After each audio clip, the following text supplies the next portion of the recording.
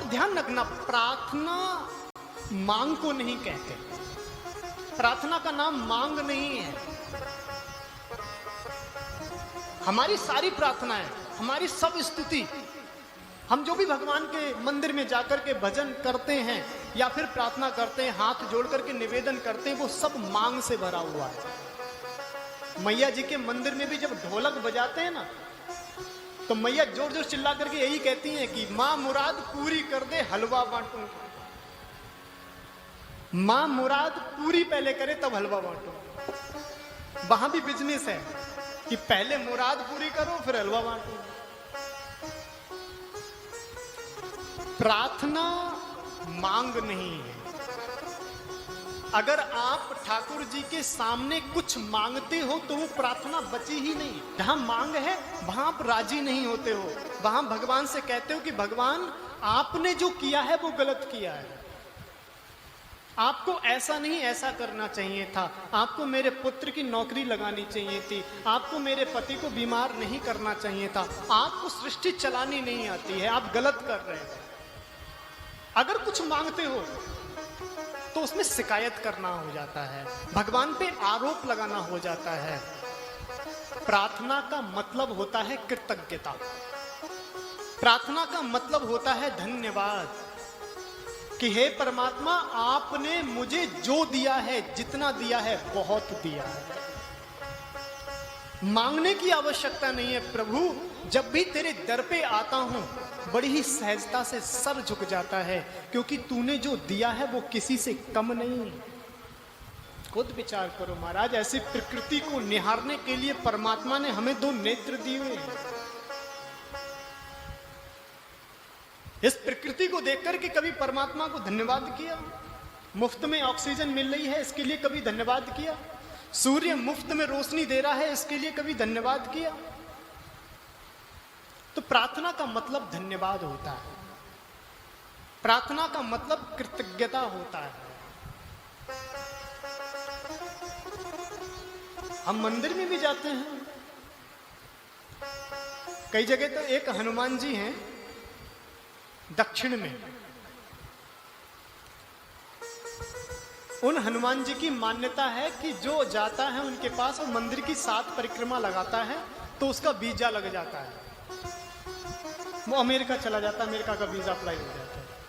तो हमने भगवान को भी अपने कामनाओं के अनुसार बिठा रखा है। जिस भगवान ने जो कामना पूरी कर दी वही भगवान सच्चे हैं, बाकी सब झूठे हैं। हनुमान जी को मना रहे हैं, कामना पूरी नहीं हुई, हनुमान जी को छोड़ दिया, शंकर भगवान के पास पहुंच गए। शंकर भगवान के ऊपर जल चढ़ाया, कामना पूरी नहीं हुई, शंकर भगवान को छोड़ दिया, राम जी के पास पहुंच गए। तो जहां से हमारा काम बनता है वहां हम माथा टेकना शुरू कर देते हैं। भगवान है तो ठीक, वे भगवान नहीं मिलते तो बहुत से आजकल तो भगवान बने घूम रहे हैं। बंदे के बनाए भगवान आज जगह जगह गली गली मिल जाते हैं, लेकिन भगवान का बनाया हुआ बंदा देखने को नहीं मिलता। बंदे के बनाए हुए भगवान जगह जगह।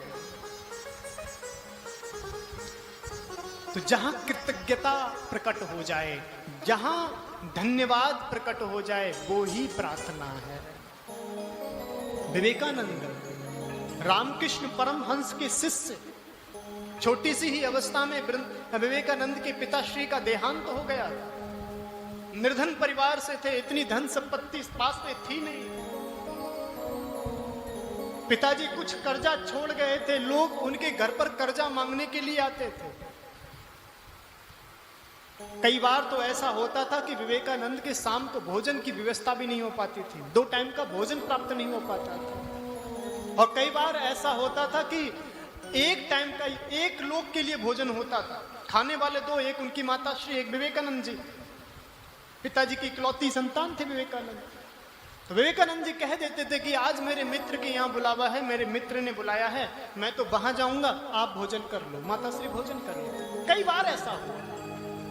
और जब ये बात उनके गुरु रामकृष्ण परमहंस जी को पता चली तो विवेकानंद से कहा, तू इतना दुखी क्यों हो रहा है, तू इतना कष्ट क्यों सहन कर रहा है? अरे जा, मेरे कक्ष में मां बैठी हुई है, कालिका माँ बैठी हुई है, जा रख अपनी बिनती माँ काली के चरणों में, तेरी मुराद पूरी हो जाएगी। मैं जानता हूं कि श्रद्धा जो भूख होती है वो क्या कुछ नहीं कराती है, कितना कष्टदायी होती है। जा मेरी माँ के चरणों में, तेरी मुराद पूरी हो। विवेकानंद गए कक्ष में, माँ काली के आगे हाथ जोड़े वापस लौट आए। गुरुजी ने पूछा, आपकी क्षुधा निवृत्ति हो गई? मैया जी से जो मांगने गए थे वो प्राप्त हो गया? विवेकानंद जी ने कहा, अरे हां, गया तो मांगने था, लेकिन जैसे ही मैया के सन्निकट गया तो भूल गया कि कुछ मांगना भी है।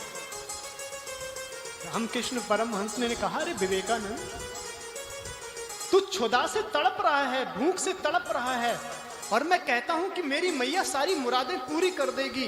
तू जाता है और इतना इंपॉर्टेंट काम जो तू बिलख रहा है भूख से, वो काम भूल गया। जा दोबारा मांग के आ। दोबारा गए, ऐसे 3 बार गए विवेकानंद जी, और हर बार कहते हैं कि भगवान, जब भी माँ के सामने जाता हूं तो मांगने का दुस्साहस ही नहीं होता है। जैसे ही मेरी नजर माँ के चरणों में पड़ती है, अपने आप को देखता हूं, अपने शरीर को देखता हूं, फिर विचार करता हूं, इतना देव दुर्लभ मनुष्य देह दे दिया है, अब क्या मांगू? रामकृष्ण कहने लगे, विवेकानंद, आज तेरी परीक्षा थी। ये जो मैंने 3 बार तुझे माँ के पास भेजा था, ये तेरी परीक्षा चल रही थी। अगर तू आज कुछ मैया से मांग लेता तो तू परीक्षा में फेल हो जाता।